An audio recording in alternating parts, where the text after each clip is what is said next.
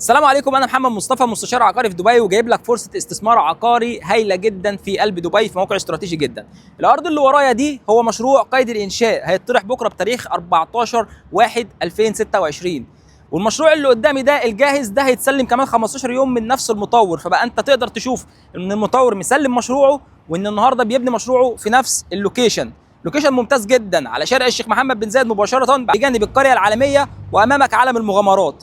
على شوارع رئيسيه زي شارع الشيخ محمد بن زايد، تقاطع شارع دبي العين، تقدر توصل للداون تاون في 18 ل 20 دقيقه. غير كده الاكسسبيليتي على شارع رئيسي زي ده بيخلي المنطقه عاليه جدا في الطلب، وده بنقدر نلاحظه من الطلب اللي موجود في المنطقه. مفيش عدد وحدات معروض للايجار لان كل الوحدات متاجره، ان المنطقه هنا متعطشه ومحتاجه لمشاريع تانية، عشان كده الانشاءات شغاله زي ما احنا شايفين.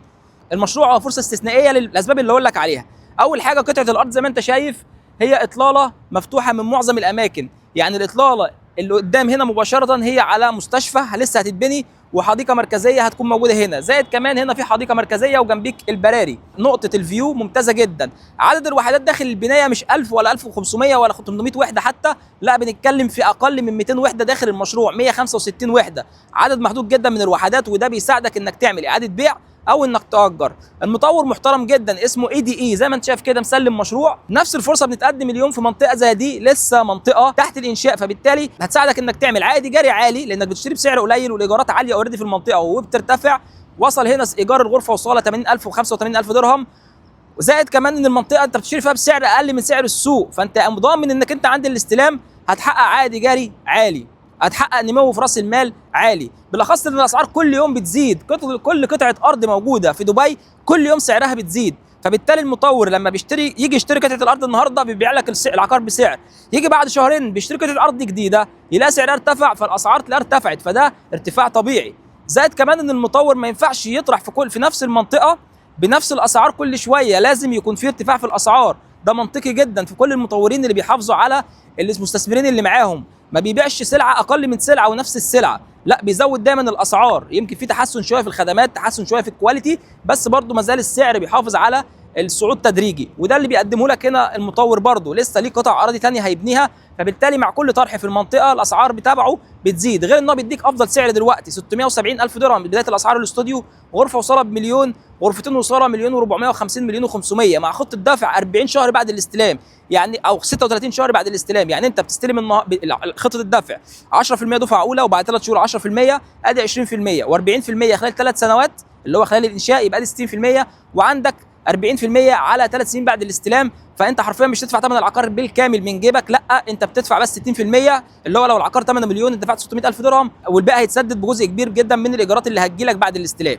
فدي نقطة مهمة جدا. المشروع بيضم خدمات ممتازة جدا، ملعب تنس، ملعب باسكت بول، مسابح، جيم، مناطق الجلوس، مناطق العاب الاطفال، كل ده موجود داخل المبنى. فانت عندك كوميونتي مخدم بالكامل على المخرج الرئيسي، انت جنب المدخل وجنب المخرج زي ما احنا شايفين. وعايزك بقى تلاحظ ده كده المخرج على طول اللي امامك مباشرة، تمام؟ ده كده المخرج على طول على شارع الشيخ محمد بن زايد، وبيقول لك بالظبط كده لو عايز تطلع على دبي او عايز تطلع على الشارقه في الساين بورد الزرقاء اللي امامنا دي، فانت قدامك تطلع على طول على شارع الشيخ محمد بن زايد، سهل جدا الوصول. وده المخرج بتاعك. المدخل بيكون منين؟ المدخل بيكون من قدام هنا عند الجامع اللي قدامنا ده دلوقتي كده بالظبط اهو، عند المسجد ده كده المدخل. بتخش وتلف وتيجي من ورا كده وتدخل المبنى تبعك. دي كده قطعه الارض زي ما حكينا، لسه في مشاريع بتتبني والمنطقه فيها مشاريع تانية لسه بتتبني.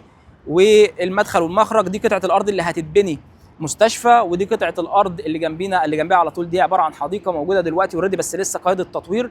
وقدامنا هنا الاطلاله المفتوحه دي كلها لحد الشجر الكتير اللي هناك ده كلها هتكون حديقه مركزيه. الشجر البعيد اللي هناك دي منطقه البراري، ودي اللي الاسعار فيها ب 3 مليون درهم الغرفه وصاله، والفيلل فيها بتتجاوز ال 15 مليون درهم.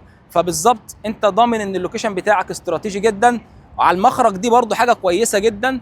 زائد كمان ان انت لو اتكلمنا على الاتجاه الناحيه الثانيه من المشروع، فانت بينك وبين البنايه الثانيه حوالي 35 متر، فده بيجعل عندك مسافه كبيره جدا انك عندك اطلاله كمان مفتوحه الناحيه الثانيه، او مش يعني هي مش مفتوحه قوي، هتكون اطلاله شبه مفتوحه، بس على الاقل بينك وبين المبنى الثاني 35 متر. بس احنا برضو بنقول ان انت لو عايز اطلاله مفتوحه لازم تكون تتحرك بدري بحيث انك تاخد اطلاله هنا اهو، مثلا لو تو بيدروم هتاخدها اطلاله مفتوحه تجاه شارع الشيخ محمد بن زايد والحدائق دي، او انك تاخد غرفه وصاله جنبيك قدامك المستشفى، او تاخد غرفه وصاله امام الحديقه فاطلالتك برضو مفتوحه، واطلالتك الناحيه الثانيه برضو بنسبه كبيره مفتوحه، بالذات الكورنر ورا هتبقى مفتوحه الناحيه الثانيه زي ما احنا شايفين. شوف الناس اللي موجوده، شوف الكواليتي، الطلب عالي جدا على المنطقه دي. المشروع اللي بيتسلم دلوقتي من المطور ADE، وده المشروع اللي خلاص بيتسلم. سهل جدا وسهل. ده المخرج زي ما قلنا تاني، باكد عليه ان انت جنب المخرج مباشره، فانت سهل جدا تنزل من فوق من المبنى على طول على المخرج مباشره، تطلع على دبي او تنزل على اتجاه تبع الشارقه مباشره كده بالظبط. فدي حاجه كويسه جدا خاصه بالمشروع. فطبعا دلوقتي احنا في مرحله اسمها مرحله الاهتمام، اللي هو النهارده اخرنا فيها، بكره ان شاء الله طرح المشروع مطروح ونقدر ان احنا نختار الوحده والطابق والاطلاله مع بعضينا. مساحات واسعه خلي بالك، مش مساحات ضيقه. بنتكلم الاستوديو 420 قدم، الغرفه وصاله 750 قدم، بلكونات يعني بلكونات مساحتها مش واسعه، لا مساحتها معقوله جدا، المساحه الداخليه اكبر. هنا نتوقع ان احنا نعمل عائد ايجاري من 7% لل 12% باذن الله، والربح خلال ال3 سنين بنتكلم متوسط كل سنه او كل سنه 11% 12%. فبنتكلم قول حتى لو وصلنا ل 10%، فاحنا بنتكلم على كل سنه على خلال 3 سنين نوصل ل 30 و40%، بالاخص ان احنا بنشتري بافضل سعر. فسهل جدا نمو راس المال واعاده البيع والاستثمار في منطقه زي دي، جميل جدا جدا. منطقه واعده زي ما احنا شايفين تحت الانشاء، كل شويه الاسعار هتزيد فيها، لسه منطقه جميله وعلى شارع رئيسي زي كده. ده كده احنا وصلنا لنهايه الفيديو. انا محمد مصطفى، مستشار عقاري. رقم التليفون قدامك على الشاشه، تقدر تتواصل معايا علشان تلحق تحجز وحده في المشروع دون. We are leaving the site now. Here is the location, and again here this plot is going to be hospital, this plot is open park, so we have open view from that side, and here's the street. Also in front here we have multiple open parks too. Okay, it's multiple parks area, it's greenery, more greenery, good. It's a wellness area actually, as we can see here. For example, again another park on right hand side here. Okay, over here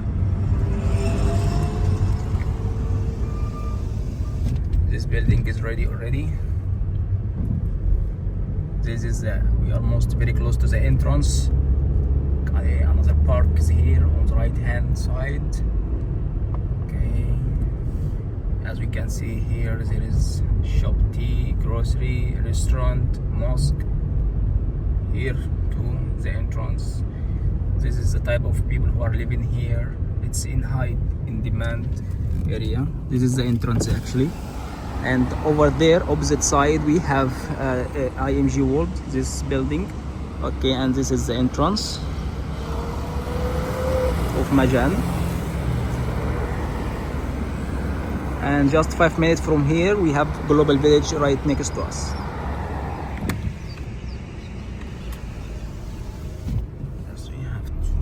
That's it. So if I just entered from this area, from this location street, so I have this main road, I have to take right, then but it's not this one. There is also other building already here. People are living. All units are saturated. There is high demand here, and also there is no availability in terms of rent. So this area it need more buildings or more apartment to be available for audience. Okay. So here we'll keep. This is also restaurant over there, barber shop, everything we need. Another buildings. Here we go. This is our land over here. This is our empty land. This one, which is sieged. This is the land. This is the plot. Here is other buildings, which is about to be handed over, and this is the exit as we see. So if I'm entering, خلاص now I just entered my home. Otherwise I will take the exit, because now I'm leaving. I have to take the exit now. So I will take exit to Sharjah or to Dubai, not Abu Dhabi. So the Abu Dhabi, this is the exit. This is Sharjah and Dubai. We'll go back to Dubai. As we can see here, So the entrance from upside and the exit is from this tunnel. So to go to another side, to Sharjah, backward. And this oil people also is going to enter Majan, opposite side. So we can consider this from entrance.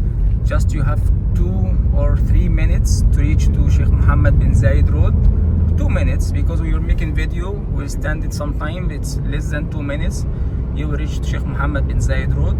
If you are going to Sharjah, if you are going to Dubai, this is the highway. So now you are free to reach out everywhere.